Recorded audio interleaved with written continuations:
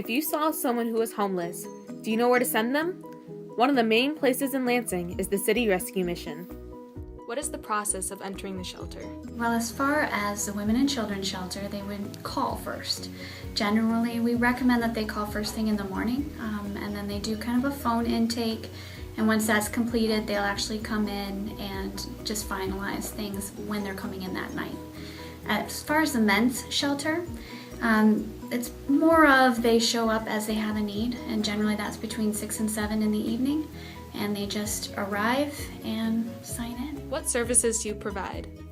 We provide what we like to say is food, shelter, and hope. So food, we provide meals. Obviously, we provide meals every day. Shelter is a place to stay, but it's everything that goes along with that. So it's clothing, it's hygiene items, it's a place to take a shower, it's taking care of them. And then the hope, of course, we're a Christian organization, so we consider that the hope of the gospel, as well as kind of the love and care that comes with, wanting to show them the love of Christ. We also offer a drug and alcohol rehabilitation program, and we offer counseling services.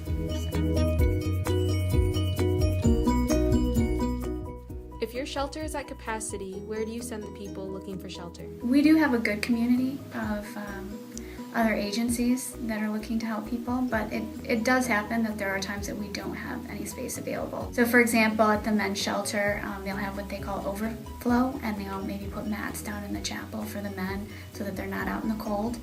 Women and children, fortunately, a lot of times that they have another place to go temporarily, but we would definitely give them a list of other places they can call. Haven House is a good one for moms and kids, for example.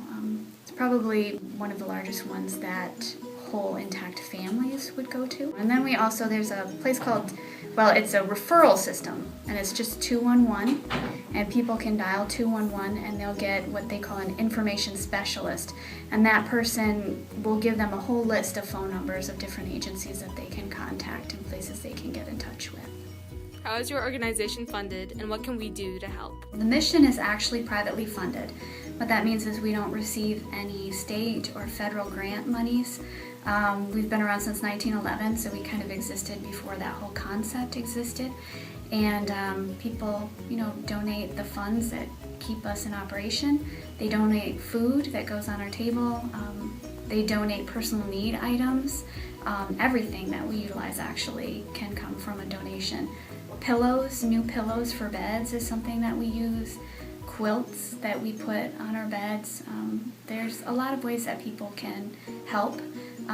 Item donations or volunteering.